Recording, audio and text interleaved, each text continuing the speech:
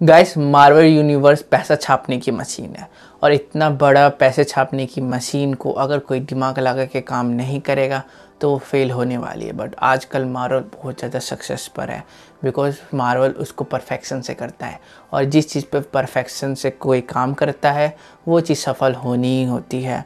और इसी के साथ उसमें ऐसी कुछ डिटेल भी डाल देते हैं कि हमें ढूंढते ढूंढते साल लग जाते हैं, बट एट द एंड हम ढूंढ लेते हैं।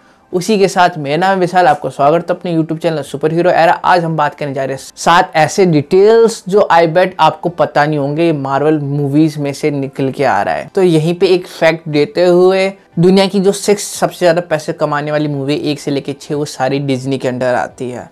तो वीडियो चले शुरू करते हैं।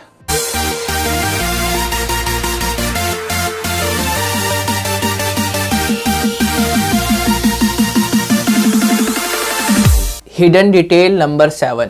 गाइस, क्या आपको पता है वकांडा कंट्री के अंदर जो लैंग्वेज बोली जाती है मार्वल कॉमिक्स और मूवी के अंदर, वो लैंग्वेज रियली में एग्जिस्ट करती है। ये लैंग्वेज का नाम है कोजा। इस लैंग्वेज को ज़िम्बाब्वे एंड साउथ अफ्रीका में बोला जाता है और मार्वल कॉमिक्स के अंदर जहाँ पे वकांडा लोकेटेड है लोकेशन वाइज मार्वल के अंदर, वो अफ्रीका के आसपास है। Hidden detail number 6। Thor the Ragnarok में एक लाइन बड़ी फेमस हुई थी, he is a friend from work. ये लाइन एक्चुअली स्क्रिप्ट में थी ही नहीं।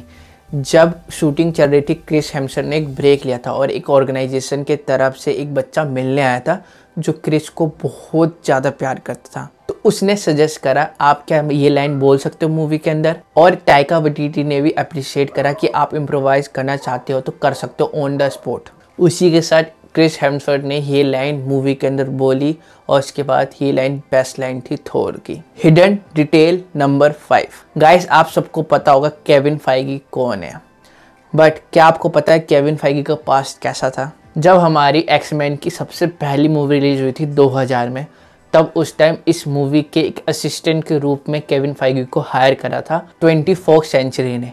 बट फर्दर अपनी मेहनत के दम पे केविन फाइगी मार्वल के प्रेसिडेंट बने।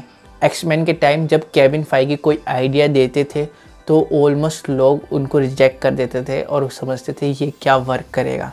फर्दर उन्होंने ही पूरा मार्वल को इस्टेब्लिश करा स्टार्टिंग से। 2008 वाली मूवी जो आयरन मैन की थी लेके स्पाइडरमैन नो वे होम तक, सारा वो उन्हीं के दिमाग का खेल है। तो टैलेंट कहीं पे भी हो सकता है, चाय वाले से लेके एक असिस्टेंट तक। Hidden detail number 4। Guys, Spiderman no way home के बाद हमें पता चलेगा सबसे बेस्ट स्पाइडरमैन जो एमसीयू ने चूज करा है टॉम हॉलैंड है। बट टॉम हॉलैंड को खुद नहीं पता था वो स्पाइडरमैन है। फर्स्टली, टॉम हॉलैंड सिर्फ हमारे फैन फेवरेट नहीं है या हमारी पसंद नहीं है। टॉम हॉलैंड को बहुत सारे एक्टरों ने रिकमेंड करा था। Robert Downey Junior, Chris Hemsworth और दूसरे मार्वल एक्टर ने टॉम हॉलैंड को रिकमेंड करा था मार्वल के लिए। फिर उसके बाद टॉम हॉलैंड ने 5 महीने लगातार इंटरव्यू दिए थे गैप टू गैप। उसके बाद टॉम हॉलैंड को बोला गया था लास्ट इंटरव्यू के टाइम, हम कल बताएंगे कि कौन स्पाइडरमैन का रोल प्ले करने वाला है एमसीयू के अंदर। फिर कल बीत गया, परसों बीत गया, नरसों बीत गया, कोई अपडेट नहीं आया और टॉम हॉलैंड समझ गए थे कि वो सिलेक्ट नहीं हुए हैं। जब वो इंस्टाग्राम पे सर्व कर रहे थे तब उन्हें पता चला कि वो Spiderman as a Peter Parker के रोल में सेलेक्ट हो चुके हैं और वो चीज़ उनका सबसे ज़्यादा शॉकिंग मूवमेंट था उस टाइम का। Hidden detail number 3।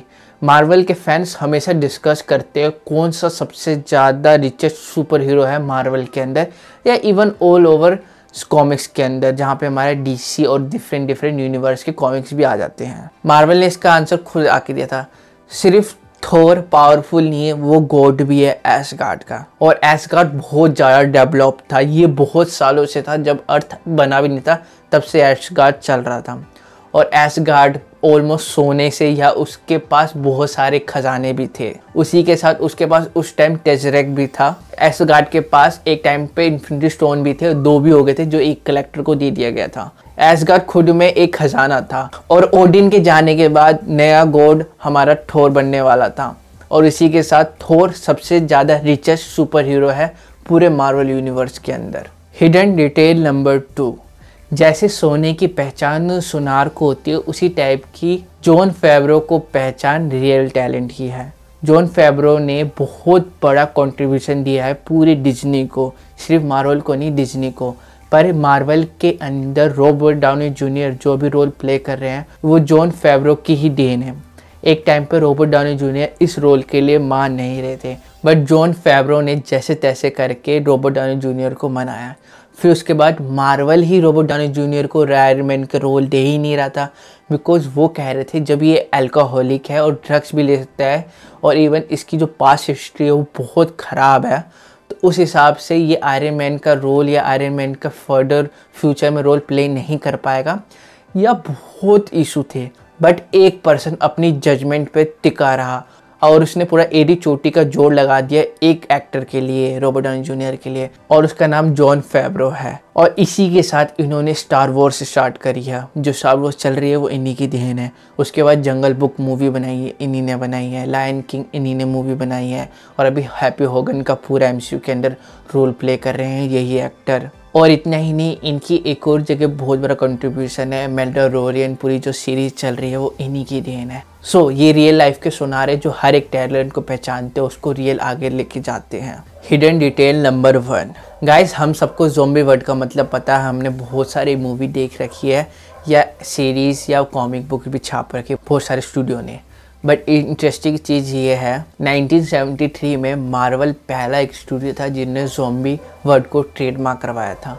बट उसके बाद बहुत सारे स्टूडियो ने इस पे कंप्लेंट डाली कि ज़ॉम्बी एक अपने आप में ही कैटेगरी है और इसके अंदर बहुत पोटेंशियल है। इस वर्ड पर ट्रेडमार्क लेके एक तरह से मार्वल स्टूडियो मोनोपोली कर रही है। और उस टाइम ज़ॉम्बी का कंटेंट बहुत ज़्यादा पॉपुलर और बूम पर था और सारे स्टूडियो बौखला गए थे कि क्या करें। अगर कोई भी अपने कॉमिक्स के अंदर ज़ॉम्बी वर्ड छापता या कॉमिक के फ्रंट पेज पे ज़ॉम्बी वर्ड छापता तो मार्वल सीधा उसको स्ट्राइक दे देता। तो इस चीज़ को प्रिवेंट करने के लिए मार्वल पे प्रेशर बनाया गया। एट दी एंड 1996 में मार्वल ने ये कॉपीराइट वापस ले लिया और अब ज़ॉम्बी वर्ड फ्री है, कोई भी यूज़ कर सकता है। तो उससे पहले आपको ये सारे फैक्ट पता थे। ये एक सीरीज चल रही है मार्वल फैक्ट्स के रिलेटेड, जो हिडन डिटेल्स है जो मार्वल फैंस को पता नहीं होते वो हम बताते हैं आपको। उसी के साथ आई होप आपको ये वीडियो पसंद आएगी। हम मिलते हैं आपके साथ एक कल नए वीडियो के साथ, एक नए स्पेरो कंटेंट के साथ, एक नए दिन के साथ। तब तक के लिए जय हिंद।